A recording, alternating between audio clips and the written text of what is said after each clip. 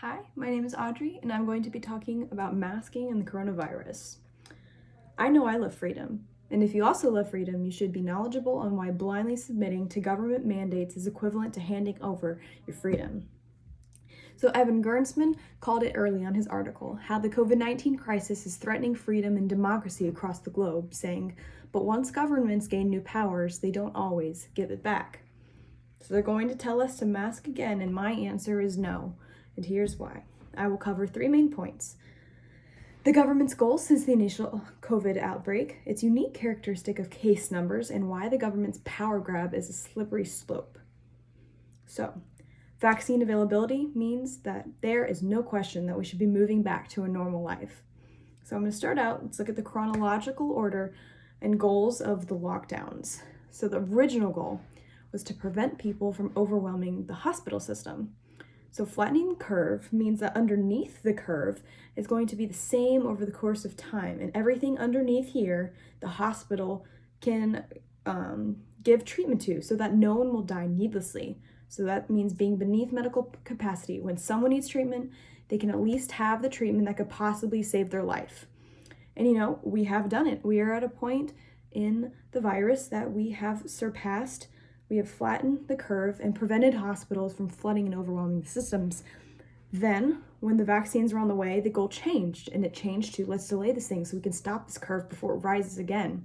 We can stop the death through the vaccine. So the vaccine is just our delay tactic. But then the vaccines became widely available, and now there's no end goal. With that being said, the notion that we're all supposed to be masking forever, even though the vaccines are available, is asinine. Which leads into my next point about the case rate of COVID-19.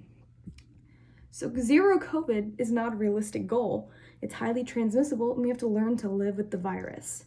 And I'm not saying this meaning that I'm against vaccinations. I'm just in favor of reality.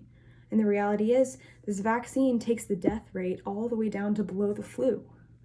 So COVID death statistics via the New York Times, the 7-day average of the deaths by COVID is 249, which means the virus is no longer among the top causes of death in the United States on a daily basis. There's still heart disease, cancer, diabetes, Alzheimer's.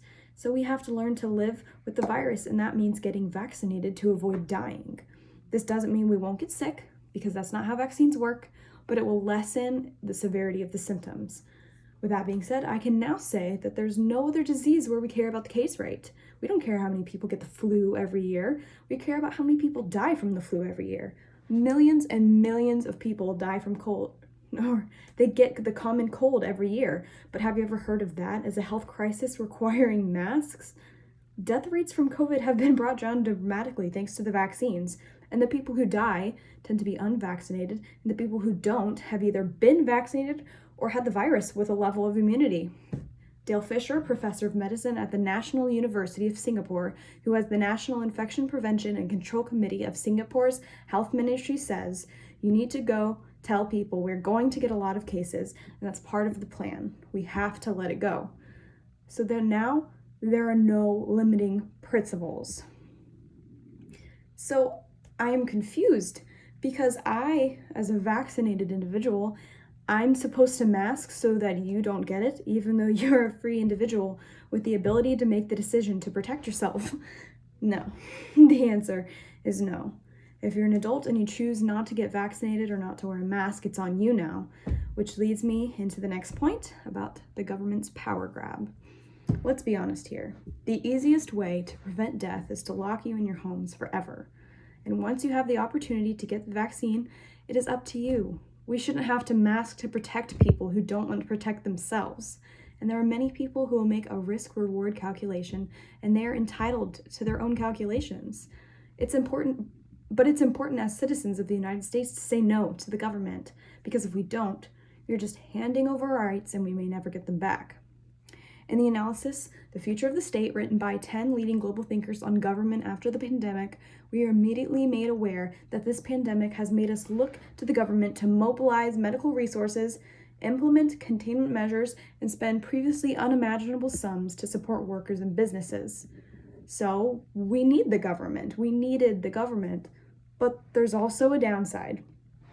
Governments have assumed new powers to trace, track, and control, and some of them have already abused these powers, and it's entirely conceivable that they may not give them back. And this is why we have to say no. We cannot allow the government to keep stepping in and imposing on our freedoms that our country was founded on. You can't find life, liberty, and the pursuit of happiness confined to four walls of our rooms, or behind the mask where we're unable to breathe the fresh air. So with no end goal in sight, masking forever is pointless and absurd. If case numbers become the determining factor of whether or not we have to wear masks, then we will mask forever. But like the flu or even the common cold, it's never going to go away, which is why we need to learn to live with the virus.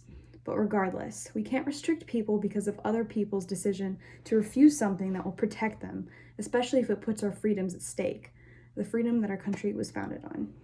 Thank you.